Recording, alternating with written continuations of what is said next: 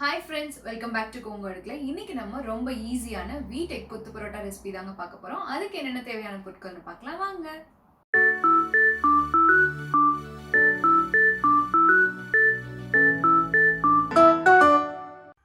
வதக்கறதுக்கு பார்த்தீங்கன்னா நான் 2 பெரிய வெங்காயம் எடுத்து பொடி பொடியாக நறுக்கி வச்சுருக்கேன். அப்புறம் ஒரே ஒரு பெருசாக ஒரு தக்காளி எடுத்துகிட்டு அதை நான் பொடி பொடியாக நறுக்கி வச்சுருக்கேன்.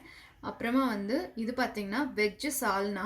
நம்ம இந்த ரெசிபி நீங்கள் டிஸ்கிரிப்ஷன் பாக்ஸில் அந்த லிங்க் கிளிக் பண்ணி பார்க்கலாம்.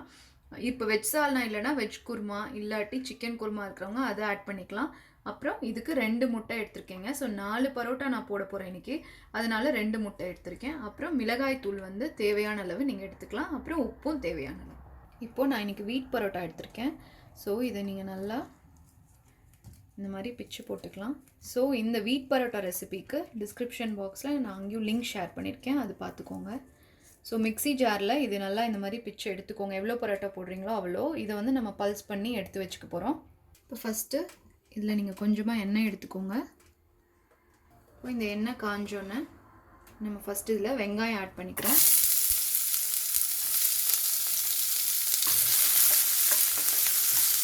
வெங்காயத்தை நல்லா வதக்கிக்கோங்க. இப்போ பாருங்கள், வெங்காயம் நல்லா வதங்கிடுச்சு. இதில் நம்ம எடுத்து வச்சு இந்த தக்காளி ஆட் பண்ணிக்கோங்க. நெக்ஸ்ட் இதில் கொஞ்சமாக உப்பு சேர்த்துக்கோங்க.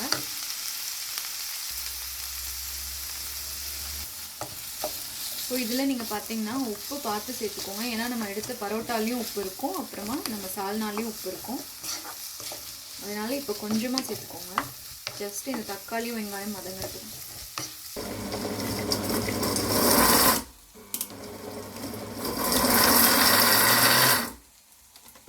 தக்காளி இப்போ நல்லா வதங்கிடுச்சு. இதில் கொஞ்சமாக மிளகாய் தூள் சேர்த்துக்கோங்க. இப்போ பல்ஸ் பண்ணி எடுத்ததுக்கப்புறம் இந்த மாதிரி நம்மளுக்கு வந்துடும். இப்போ நான் இதை இதில் ஆட் பண்ணிக்கிறேன். ஸோ நீங்கள் இது பிச்சு போட்டு டைரெக்டாக கூட ஆட் பண்ணலாம். இந்த மாதிரி கொடுத்தீங்கன்னா கிட்ஸுக்கு ரொம்ப பிடிக்கும். இப்போது நம்ம எடுத்து வச்சுருந்த இந்த சால்னாவில் பாதி அளவு சேர்த்துக்கோங்க. அப்புறம் இது நல்லா கொஞ்சம் சூடு ஏறட்டும், அது வரைக்கும் அப்படி விட்டுருங்க.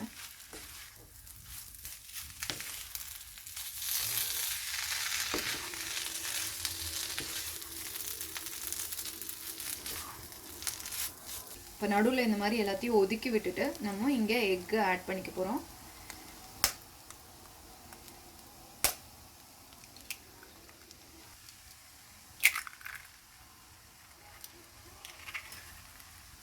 இது அப்படியே கொஞ்சம் வேகட்டும்.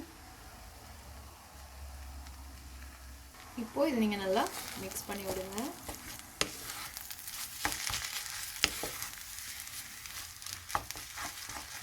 ஸோ நீங்கள் மிக்ஸ் பண்ணுங்கள். கொஞ்சம் சூடு ஏற தான் எக்கு வெந்து இது கூட கோட்டாகும். இப்போது நம்ம ஆட் பண்ண எக்கெல்லாம் பாருங்கள் நல்லாவே வெந்துருச்சு. ஸோ இதில் நீங்கள் நம்ம எடுத்து வச்சுருந்த மிச்ச கிரேவி போட்டு கலக்கிக்கோங்க.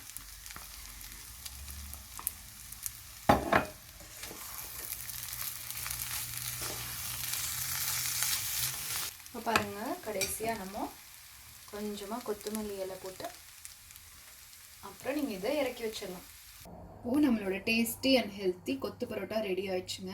இது நம்ம வீட் பரோட்டா போட்டிருக்கனால இன்னும் இது ஹெல்த்தியாக தான் இருக்கும். கண்டிப்பாக இது நீங்கள் ட்ரை பண்ணி பாருங்கள். டிப் ஆஃப் த டேங்க, இன்னைக்கு நம்ம பரோட்டா பார்த்தீங்கன்னா பிச்சு போட்டு மிக்சியில் அரைச்சி நான் போட்டிருப்பேன். அதே இப்போ உங்ககிட்ட பெரிய இரும்பு தோசைக்கல் இருந்ததுன்னா நீங்கள் அதில் பிச்சு போட்டு பரோட்டாவை நீங்கள் ஒரு டம்ளர் எட்ஜஸ் ஷார்ப்பாக இருக்க டம்ளர் வச்சு கடையில் நம்ம பண்ணுற மாதிரி நீங்கள் கொத்தி கூட நீங்கள் பண்ணலாம்.